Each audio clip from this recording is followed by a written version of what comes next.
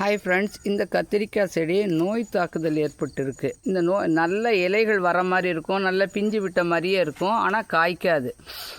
நிறைய இலைகள் மட்டுமே வளர்ந்துக்கிட்டே இருக்கும். அடுத்தடுத்து இது ஒரு செடிக்கு பரவுனாக்கா எல்லா செடிக்குமே தோட்டம் ஃபுல்லாகவே பரவிடும். இப்போ இது எல்லாமே வெட்டிட்டால் தான் நம்ம மற்ற செடியை நம்ம காப்பாற்ற முடியும். பார்க்குறதுக்கு நல்ல க்ரோத் இருக்கிற மாதிரியே இருக்கும், ஆனால் இந்த குட்டி குட்டி லீஃப் வரும். இதுதான் அந்த நோய் தாக்குதல். நானும் சாம்பல் போட்டிருக்கேன், புளிச்ச மோர் எல்லாமே கரைச்சி நம்ம ஸ்ப்ரே பண்ணி பார்த்தேன், அப்பயும் கண்ட்ரோல் ஆகலை. அதனால் இந்த கத்திரி செடியை ஓரளவு வெட்டி விட்டுடலாம் அப்படின்ட்டு தான் இப்போ கட் பண்ணிகிட்ருக்கோம். பிஞ்சு மாதிரியே சேஃப் இருக்கும். பார்க்குறதுக்கு பார்த்திங்கன்னா பாருங்கள், பிஞ்சு இருக்கிற மாதிரியே சேஃப் இருக்கும். ஆனால் அது இது மாதிரியெல்லாம் இருக்கும். பார்த்திங்கன்னா நம்ம ஏமாந்துருவோம் பிஞ்சு வச்சுருக்கு அப்படின்ட்டு. ஆனால் இது எல்லாம் நோய் தாக்குதல் ஏற்பட்டிருக்கு. இது நமக்கு ஈல்டு கொடுக்காது, நல்லா வளர்ந்துக்கிட்டே இருக்கும். நம்ம தண்ணி ஊற்றிக்கிட்டே இருக்க பாருங்கள், இந்த மாதிரியெல்லாம் பிஞ்சு மாதிரியே இருக்கும். பார்க்குறதுக்கு கத்திரிக்காய் பூ மாதிரியும் பிஞ்சு மாதிரியுமே இருக்கும். ஆனால் அந்த நோய் தாக்குதல் ஏற்பட்டிருக்கு. எல்லாம் வெட்டி விட்டுட்ருக்காரு இப்போ எங்கள் சார்.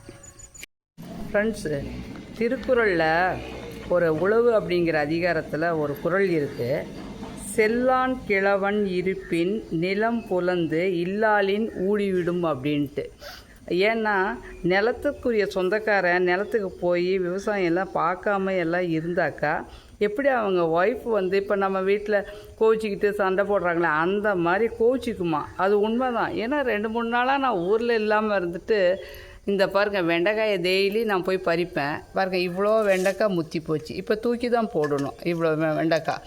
அதே மாதிரி கத்திரிக்காய் செடியும் பார்த்திங்கன்னா டிசீஸ் அட்டாக் ஆகிடுச்சு.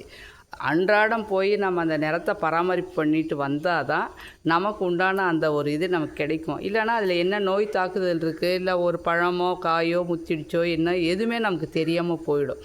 அதனால் நிலமும் நம்ம அன்றாடம் பராமரிக்கக்கூடிய ஒன்றாக இருக்குது. இப்போ நல்லா இருக்கிற செடி இந்த மாதிரி பூ, இந்த மாதிரி இலைகள், இது மாதிரி இலைகளும் இந்த மாதிரி பூக்கள் இந்த மாதிரி நமக்கு இருக்கும். இந்த நோய்வாய்ப்பட ஆரம்பிச்சிட்டாவே பார்த்திங்கன்னா இந்த குட்டி குட்டியாக இருக்கும், அந்த ஃபேக்காக இருக்கும். பாருங்கள், இந்த மாதிரி ஃபேக்காக தான் இருக்கும் இந்த மாதிரி. அப்போ மற்ற செடிகளுக்கும் பரவும். தோட்டத்தில் இருந்துச்சுன்னா ஒன்று வரும்போதே நம்ம பார்த்து கவனித்து அதை ரிமூவ் பண்ணிடுறது ரொம்ப நல்லது. இப்போ ஒவ்வொரு செடியாக கட் பண்ணிட்டு வர்றாரு. இப்போ அந்த செடியும் எல்லாமே கட் பண்ணால் தான் மற்ற நல்லா இருக்கிற செடிக்கு நோய் பரவாமல் இருக்கும். இல்லைன்னா அதுக்கும் பரவிடும், நம்ம அது எல்லாமே வேஸ்ட்டாக போயிடும்.